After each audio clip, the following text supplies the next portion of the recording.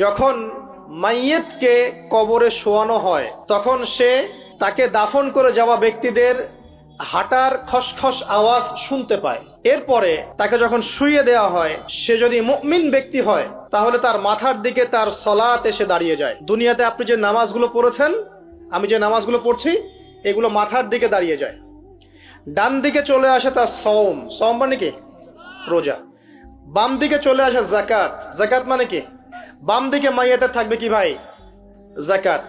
তারপরে পায়ের দিকে চলে আসবে তার আত্মীয়তার সম্পর্ক রক্ষার ইবাদত, তার এই যে অন্যান্য দান সদকা, তার নফল আমল, তার তাসবিহ তাহলিল, তার কোরআন তেলাওয়াত ইত্যাদি পায়ের দিকে চলে আসবে। এখানে একটা হাদিস এসেছে, সূরাতুল মুলক যে ব্যক্তি রাতের বেলা তেলাওয়াত করবে, কোন সূরা ভাই? তাবারাকাল্লাযী বিয়াদিহিল মুলক ওয়া হুয়া আলা কুল্লি শাইইন কাদির। এই সূরা যে ব্যক্তি রাতের বেলা করে তেলাওয়াত করবে, ইনশাআল্লাহ সূরা মুলকও কবরে তার সাথে থাকবে এবং কবর আযাব থেকে সূরা মুলক তাকে বাঁচাবে ইনশাআল্লাহ। আমি বুঝাচ্ছি যে কি অবস্থাটা হবে। এবার দুজন ফেরেশতা মাথার দিক থেকে আসবেন, আসতে চাইবেন, সালাত বলবে এখান দিয়ে আসা যাবে না, এদিক দিয়ে আসা যাবে না। ডান দিক দিয়ে আসতে চাইবেন, এদিক দিয়ে আসা যাবে না। বাম দিক দিয়ে আসতে চাইবেন, যাকাত বলবে এদিক দিয়ে আসা যাবে না। পায়ের দিক দিয়ে আসতে চাইবেন, আমলগুলো বলবে এদিক দিয়ে আসা যাবে না। তখন যাই হোক তারা আসবেন।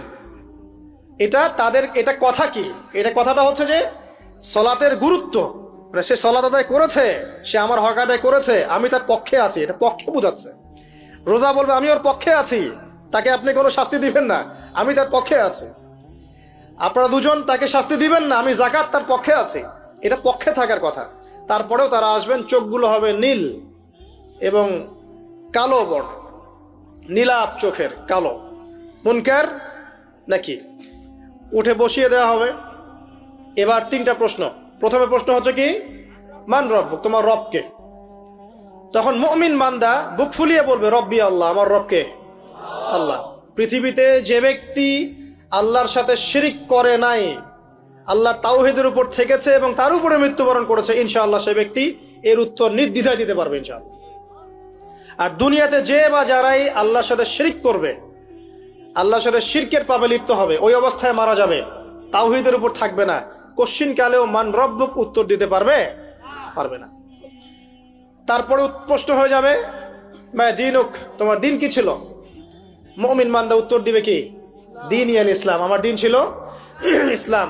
এখানে শুনে রাখেন, পৃথিবীতে যারা ইসলামকে পরিপূর্ণরূপে পালন করবে তারাই এই উত্তর দিতে পারবে ইনশাআল্লাহ। যারা ইসলামকে ঠাট্টা বিদ্রুপের